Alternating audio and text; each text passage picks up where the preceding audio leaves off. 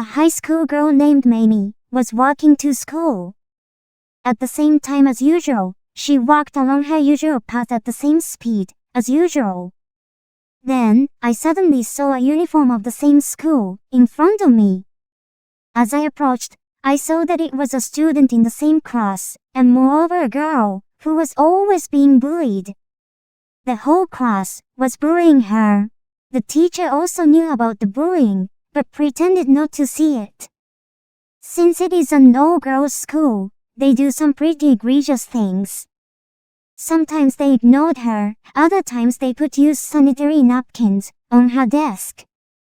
Maki, too, did not feel any particular hatred, but since she herself would be bullied if she did not bully only herself, she would ignore or say or do terrible things to fit in with those around her. As I got closer and closer, I saw her bully looking very happy.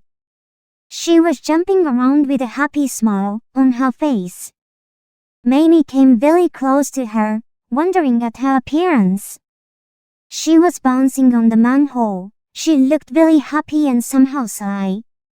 999. Maki asked, "What are you doing?" But she didn't answer, and kept bouncing around saying, 999. I said, this time in a stronger tone, "Don't ignore me." But she didn't reply, and continued to do the same thing.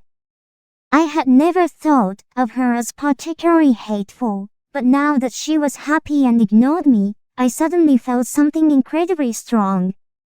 But I suppressed it, and asked, "Why are you doing that?" Still, she was bouncing around happily as if she had nothing. Here came a different emotion in Maki than before. She thought that perhaps bouncing on a manhole while saying numbers was a very fun thing to do. Although I thought it was silly, such a thought crossed my mind slightly. I felt puzzled by the complicated thought, but anyway I wanted to disturb her bouncing happily on the manhole. I couldn't understand why she was having such a good time, and I let my feelings get the better of me. I'll do it. I pushed her away and stood on the manhole. Bending my legs slightly, I lowered myself a little and jumped up as high as I could. At that moment, she was pushed next to me and quickly took the manhole cover with all her strength. Maki fell straight down the manhole. She closed the lid and jumped on it again with a very happy face. This time she said, 10.